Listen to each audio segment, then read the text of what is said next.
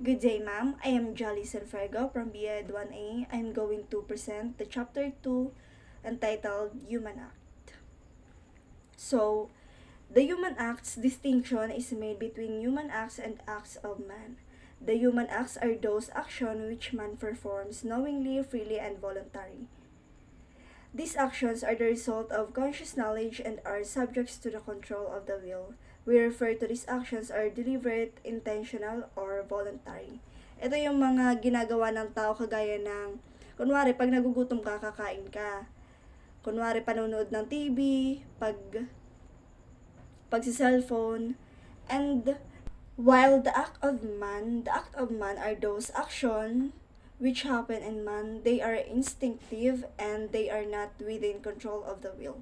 Such actions are the biological and psychological movement in man, such as metabolism, respiratory, fear, anger, love, and jealousy. Special attributes. For an act to be considered a human act, it must possess the following characteristic. First, it must be performed by a conscious agent who is aware of what he is doing and of its consequence. Second, it must be performed by an agent who is acting freely, that is by his own violation and powers. And the third one, it must be performed by an agent who decided willfully to perform the act. Human acts must therefore be knowing, free, and willful. The lack of any of these attributes renders an act defective and less voluntary. So, kind of human acts are either elicited acts or commanded acts.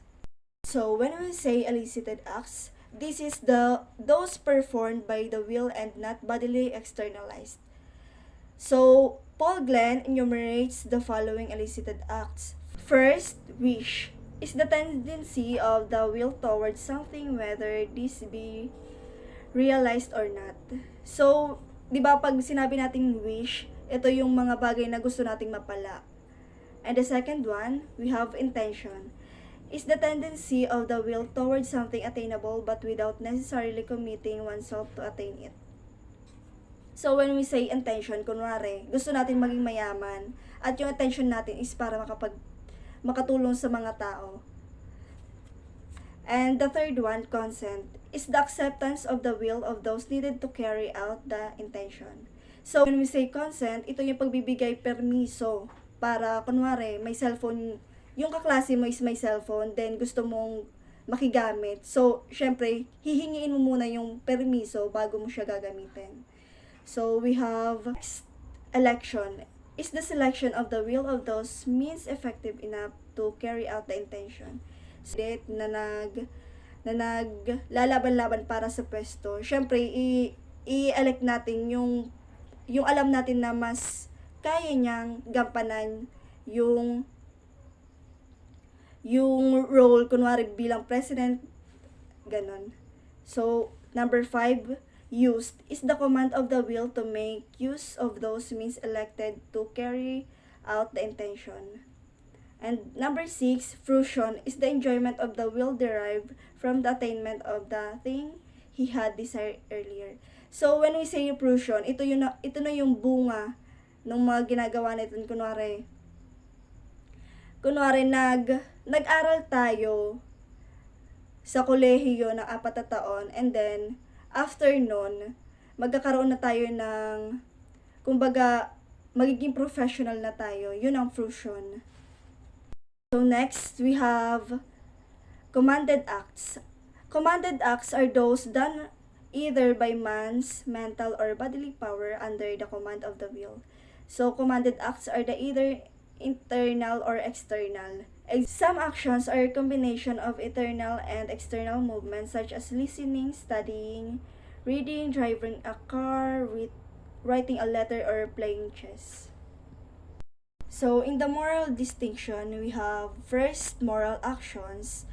Moral actions are those actions which are in conformity with the norm of morality. They are good actions and are permissible. For example, working, studying, paying, or loving a friend. Next one is immoral action. Are those actions which are not in conformity with the norm of morality.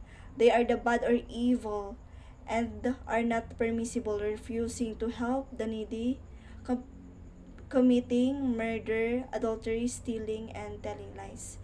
So, number 3, immoral actions. They are either good, but certain immoral actions may become good or bad because of the circumstances attendant to them. So, ang sinasabi sa immoral action, ito yung kumbaga, hindi naman masama yung paglaro ng basketball, pero yung gagawin mo na mag-escape ka sa klase para makapaglaro ng basketball, yun na ang kinakasama nun. Kaya, nasasabing immoral action. Para sa team mo is, pakinabang ka, pero bad kasi nag-escape ka sa klase para makapaglaro ng basketball. So yun. Extrinsic and intrinsic evil. The relation of action to the norm of morality is either intrinsic and extrinsic. Some actions are intrinsically evil because their nature is defective either by excess or by lack of certain attributes. Other actions are extrinsically evil because certain factors attached to them by way of circumstances render them opposed to the norm of morality. So, we have imputability of human acts. Human acts is done by person who is control of his faculties, intellect, and will. In this sense, a person is like the captain of a ship who assumes full responsibility and imputability for his decision. The imputability of acts means that the person performing the act is liable for such as involving the notion of guilt or innocence. Thus, actions are either praiseworthy or blameworthy. Actions are attributed to the door as their principal cause by Paul Glenn. Sanctions and penalties. The penal laws of our country provide for a system of punishment for crimes, ranging from simple fines to imprisonment. The capital punishment, that is death penalty, is reserved for heinous crimes, unless also prohibited by the laws of state. Immoralities are not giving corresponding legal punishments such as fine or imprisonment. The Bible, however, speaks of death as the punishment for sins. Through the Old Testaments interpret this as death by execution is refers more to spiritually death or suffering. So, ang sinasabi, pag dito sa sanctions and penalties, ang law natin is nagbibigay ng penalty. Kunwari, nakapatay ka ng isang tao, ang may bibigay sa penalty is karampatang parusa kagaya ng panghabang buhay na pagkakakulong. And sa Bible naman, nakabase naman sa Bible is yung pag makasalanan kang tao, yung soul mo ang parang magdudusa. So, let's proceed to the voluntariness. Voluntariness comes from the Latin word voluntas, referring to the will. So, we have perfect voluntariness. A person who fully knows and fully intend in act. Yung perfect voluntariness, tinutukoy nito yung parang kumbaga bukal sa kalooban mo na tumulong or mag-volunteer. And the second one is imperfect voluntariness. A person who acts without fully realizing what he means to do or without fully intended the act. Kumbaga, basta ka na lang nag-volunteer pero hindi mo alam yung kung bakit ka tumulong ganon. And the third one is conditional voluntariness. A person who is forced by circumstances beyond his control to perform an act which he would not to under normal condition. Yung tukoy sa conditional voluntariness, ito yung pagtulong na kumbaga napilitan ka lang tumulong dahil may dahilan. And the last one is simple voluntariness. A person doing an act willingly regardless or whether he likes it or not. Kumbaga tumulong talaga siya na bukal sa loob. Direct voluntariness accompanies which is primarily intended by thus either as an end in itself or as a means to achieve something else. And the last one, indirect voluntariness, accompanies situation which is the mere result of direct willed act.